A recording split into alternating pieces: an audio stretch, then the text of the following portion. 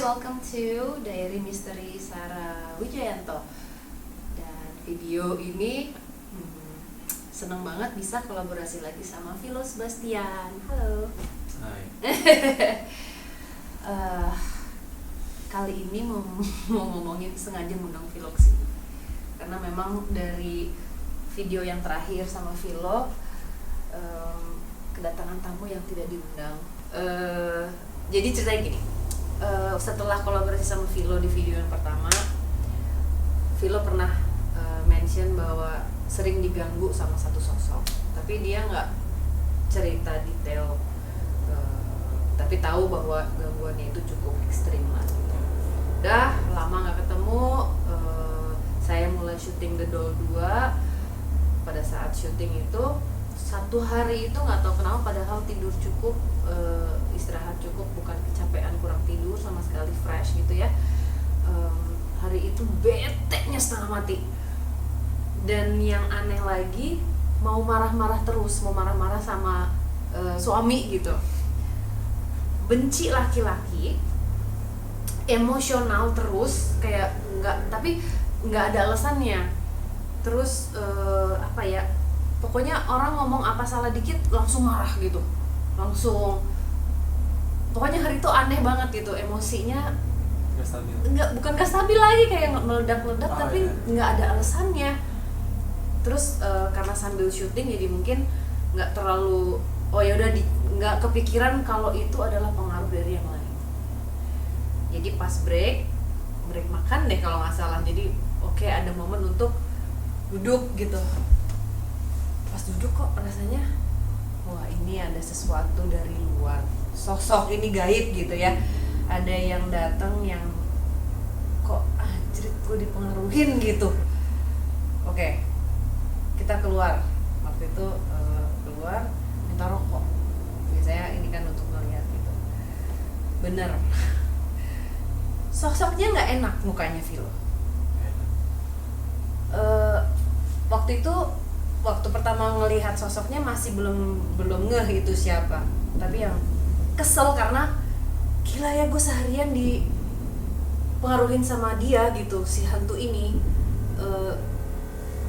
Gue lengah, terus dia mempengaruhi gue jadi negatif, marah-marah, ya kan, jadi sekelilingnya jadi nggak baik gitu. Akhirnya baru ngeh, kok ini familiar, ini dari mana? Nah, ini dari mana gitu.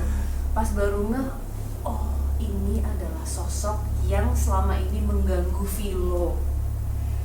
Jadi setelah Philo datang ke sini, kita bikin video collab pertama, mungkin dia tahu gitu Philo ketemu Mbak, datengin gitu Mbaknya. Dan yang nyebelin lagi, dia berhasil mempengaruhi yang membawa negatifnya Mbak waktu hari itu, jadi nggak jelas, emosional karuan gitu kan hari itu. Setelah itu telepon Philo, kita diskusi ya. Diskusi Philo, oke, gini deh, Mbak bantu untuk ngusir, ya kan. Dan emang nggak gampang karena Philo udah berapa kali juga coba untuk ngusir ya. Udah coba tapi tetap nggak bisa. Dan sampai hari ini itu Philo ngerasain nggak, dari waktu sebelum Philo datang sampai sampai Mbak cerita, Philo ini Mbak didatengin sama si Kunti nyebelin ini, itu ke Philo gimana sih? Pas Mbak telepon itu, Mbak bilang mau bantu doa segala macam. Dia juga sempat benar-benar sengaja menampakkan diri, tapi dengan wajah yang kayak benar-benar melotot, tapi nggak berani terlalu dekat gitu, kayak mikir dia buat dekat, kayak dia kan di depan gitu kan, di balik tembok itu dia kayak gini, melotot, tapi masih berusaha untuk mengganggu. Tuh gila ya, ini banget ya, kayak memang agresif banget. Kayak ya gue maunya begini, harus gitu. Tapi Philo ini nggak sih, kayak apakah berkurang? Awalnya berkurang sedikit, pas yang Mbak udah bantu berkurang sedikit, tapi kemudian kayak makin parah, jadi kayak ada niatan untuk membalas lagi, terus balik gitu ya. Oke, terus sekarang sih bagusnya udah agak berkurang. Udah agak berkurang. Vilo ceritain dong, mungkin kalau yang penontonnya Diari Misteri Sarah nggak tahu gimana ekstrimnya Vilo diganggu. Paling parah Vilo diganggunya kayak apa sih? Paling parah itu justru waktu pertama kali ngelihat dia. Jadi waktu pertama kali ngelihat dia itu dia masih belum ada rasa suka untuk mengganggu yang lain-lain itu belum.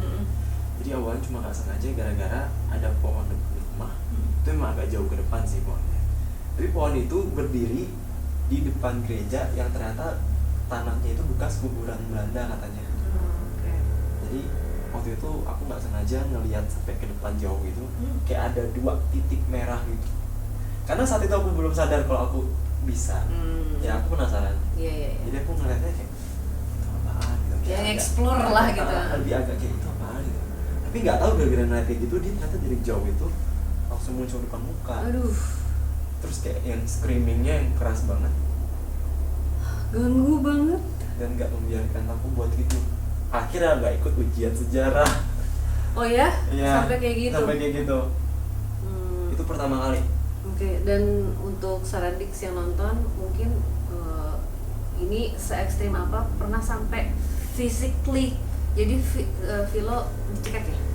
Lebih kayak ditarik. Tapi sampai beneran fisik ya jadinya. Iya, fisik. Dan itu udah ya kurang ajar banget dan memang harus diusir. Tapi alhamdulillah sampai hari ini ternyata Vilo udah ngerasa enakan, dan ya namanya juga orang yang mempunyai kemampuan pasti Vilo akan terus bisa melihat dan tapi paling enggak udah enggak terlalu diganggu ya. Karena kalau udah sampai ganggu aktivitas kan males ya. Iya, tapi Vilo kaget nggak waktu Mbak bilang Vilo nih Mbak didatengin sama kuntinya?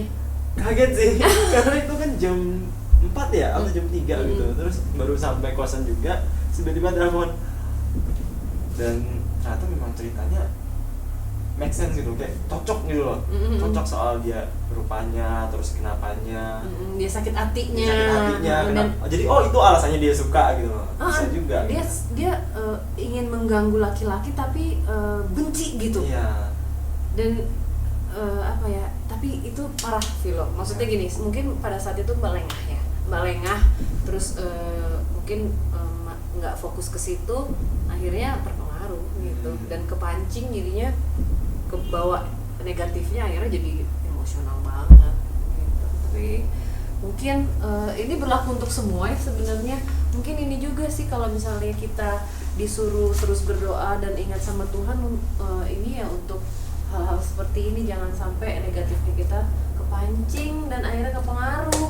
Bener nggak sih lo? Bener. Ya kan? Jadi kalau misalnya kesel dikit, ya nggak apa-apa kesel, tapi ya udah harus ingat lagi, oh iya, jangan kelamaan. Galau boleh, tapi nggak boleh lama-lama. Hati-hati, nanti yang negatif akan datang dan akan mempengaruhi kalian. Pas awal dia ngikut itu memang aku ngerasa kayak dirugikan banget sih, kayak gampang banget marah. Berarti memang draining, dan pada saat dia nempel atau ngikutin atau latching on Vilo, dia makan negatifnya Vilo dan selalu mau mancing gimana caranya untuk Vilo jadi kebawa emosinya. Jadi kebawa juga. Dan pada saat kita kepancing emosinya, itu mereka menang. Iya, mereka menang gitu. Dan jangan biarin mereka jadi lebih kuat kan, jadi kita harus lawan. Ya serem jangan itu ya, jangan nyuruh Kunti datang lagi. Nggak mau. Jangan. Aduh, mudah-mudahan setelah ini nggak ada lagi yang datangnya yang bagus-bagus aja. Iya. Aduh, yaudah mau tanya juga sama Saradix, ada ide nggak untuk saya dan Vilo mengunjungi tempat untuk ditelusuri? Mungkin bisa tulis komen di bawah ini. Hashtagnya apa, Vilo? Hashtag apa ya? Vilo dan Sarah cari hantu. Pokoknya komen aja di bawah ini kalau misalnya ada ide lokasi yang bisa kita kunjungi untuk ditelusuri. Ditunggu, dan jangan lupa di like dan di subscribe, kasih tahu teman-teman yang lain ada Sarah Wijayanto di sini dengan Diari Misteri Sarahnya, dan juga jangan lupa ikutin Dare to Know-nya Vilo Sebastian. Ya kan? Ada yang mau disampaikan enggak? Mungkin itu aja. Oke, jangan lupa ya di subscribe. dan hidup kembali.